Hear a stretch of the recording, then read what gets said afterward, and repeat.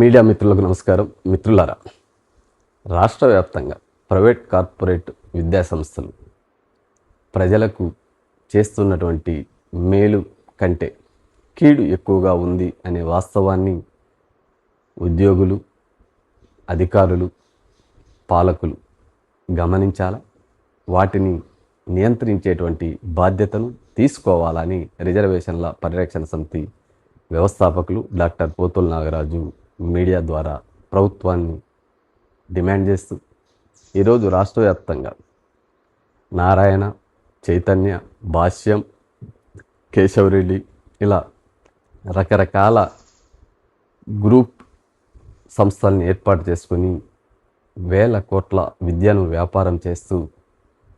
గ్రామీణ ప్రాంతాలు మొదలుకొని పట్టణ ప్రాంతాలు, జిల్లా కేంద్రాలు, రాజధాని కేంద్రాల్లో విద్యా సంస్థల్ని రకరకాల పేర్లతో, రకరకాల కాన్సెప్ట్లతో ప్రచారం చేస్తూ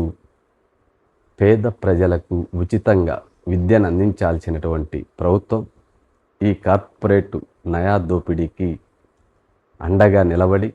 వారికి చట్టబద్ధంగా ఈరోజు నారాయణ విద్యా సంస్థల అధినేత రాష్ట్ర క్యాబినెట్లో కీలకమైనటువంటి వ్యక్తి, భాష్యం విద్యా సంస్థల అధినేత అత్యున్నతమైనటువంటి రాజ్యసభ సభ్యత్వం పొందారు. ఇలా కేశవరెడ్డి లాంటి ఆర్థిక నేరగాడు విద్యా సంస్థలను ఏర్పాటు చేసి విద్యను వ్యాపారం చేస్తూ ఉన్నాడు. ఇంకా చైతన్య, వీరు విద్య ద్వారా పేద ప్రజల్ని మరింత పేదలుగా మారుస్తూ చివరికి ప్రభుత్వ ఉద్యోగుల శ్రమను కూడా దోచుకునేటువంటి జలగల్లా రాష్ట్ర వ్యాప్తంగా విస్తరించి విద్య వ్యాపారం ద్వారా సమాజానికి పెద్ద చీడను, చెడుపును తీసుకొస్తున్నటువంటి వీరు నిజంగా ఒక్కటే డిమాండ్, వారి విద్యా సంస్థల్లో పనిచేస్తున్నటువంటి అర్హత కలిగినటువంటి ఉపాధ్యాయులకు వారు ఇస్తున్నటువంటి వేతనాలు, వారు చేయిస్తున్నటువంటి శ్రమ దోపిడీ, ఉదయం 7 గంటల నుంచి రాత్రి 8 గంటల వరకు ఆ ఉపాధ్యాయుల్ని రకరకాల పేర్లతో క్లాసులు చెప్పిస్తూ వారి శ్రమను దోచుకుంటూ కనీసం వారికి వేతనంలో ఏమాత్రం ఆ కుటుంబాన్ని పోషించుకోలేనటువంటి దుర్భరమైనటువంటి దుస్థితికి అక్కడ పనిచేస్తున్నటువంటి అధ్యాపకుల్ని తీసుకొచ్చేటువంటి కుట్ర జరుగుతోంది. మరొక వైపు ప్రజల్ని నర్సరీ నుంచి, ప్రీ నర్సరీ నుంచి 2.5 సంవత్సరాల పిల్లవాంతో 50,000 నుంచి 2.5 లక్షల రూపాయల వరకు ఫీజు వసూలు చేసి రకరకాల పేర్లతో విద్యార్థుల తల్లిదండ్రుల యొక్క సెంటిమెంటును క్యాచ్ చేసుకొని తల్లిదండ్రుల యొక్క శ్రమను ఆర్థిక దోపిడీకి గురి చేస్తూ ఇలా ఒకవైపు చదువుకున్నటువంటి విద్యావంతుల్ని శారీరకంగా, మానసికంగా వేధిస్తూ ఒకవైపు, మరొక వైపు విద్యార్థుల తల్లిదండ్రులని ఆర్థికంగా పూర్తిగా చిదిగిపోయేటువంటి దుస్థితికి ఈరోజు ఈ విద్యా సంస్థల యొక్క వ్యాపారం, వీటిని కట్టడి చేయాల్సినటువంటి విద్యాశాఖ మంత్రి, రాష్ట్ర ముఖ్యమంత్రి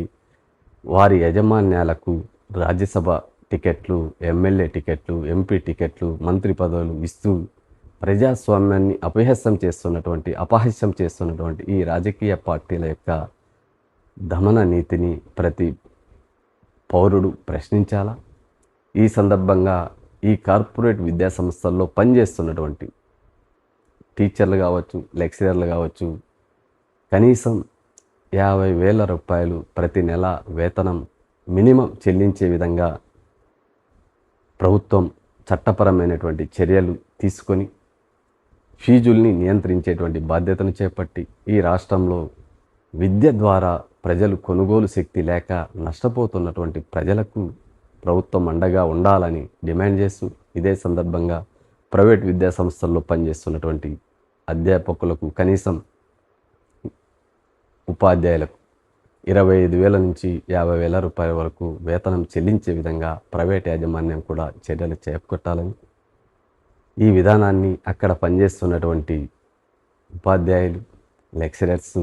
యాజమాన్యాల మీద ఒత్తిడి తీసుకొచ్చే ప్రయత్నం చేయాలని, వారికి అన్ని విధాలుగా లీగల్గాను, చట్టబద్ధంగాను ప్రభుత్వాలు, పాలకుల దృష్టికి తీసుకెళ్లే బాధ్యతను రిజర్వేషన్ల పరిరక్షణ సమితి చేపడతాదని, వారికి అన్ని విధాల అండగా ఉంటుందని, ఈ కార్పొరేట్ యాజమాన్యాలు చేస్తున్నటువంటి దోపిడీకి, వంచనకు ఎదురెడ్డి నిలబడేటువంటి చదువుకున్నటువంటి విద్యావంతులు బయటికి రావాలని ప్రశ్నించాలని కోరుతూ ప్రభుత్వం ఈ యొక్క దోపిడీ వ్యవస్థ పైన కఠినమైనటువంటి చర్యలు చేపట్టాలని, అది అనంతపూర్ మొదలుకొని శ్రీకాకుళం వరకు ప్రతి చోట కార్పొరేట్ దోపిడీని, కార్పొరేట్ వ్యవస్థల యొక్క ఆర్థిక దోపిడీని నిలవరించేటువంటి బాధ్యతను ఆ యాజమాన్యాలకు, విద్యను వ్యాపారం చేసేటువంటి యాజమాన్యాలకు, వైద్యాన్ని వ్యాపారం చేసేటువంటి యాజమాన్యాలకు రాజకీయ పార్టీలు టికెట్లు ఇవ్వకోకుండా, విద్యను వ్యాపారం చేయకోకుండా కట్టడి చేసేటువంటి వ్యవస్థను ప్రతి ఓటరు, ప్రతి పౌరుడు,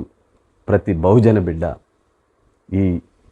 విధానాన్ని బలపరుస్తూ రాజకీయ పార్టీల మీద ఒత్తిడి తీసుకురావాలని డిమాండ్ చేస్తూ కార్పొరేట్ విద్యా సంస్థల దోపిడీకి అడ్డుకట్ట వేయాలని మరొక్కసారి మీడియా ద్వారా రాష్ట్ర ప్రభుత్వాన్ని డిమాండ్ చేస్తూ ఈ అంశంపైన అవసరమైతే న్యాయస్థానాన్ని కూడా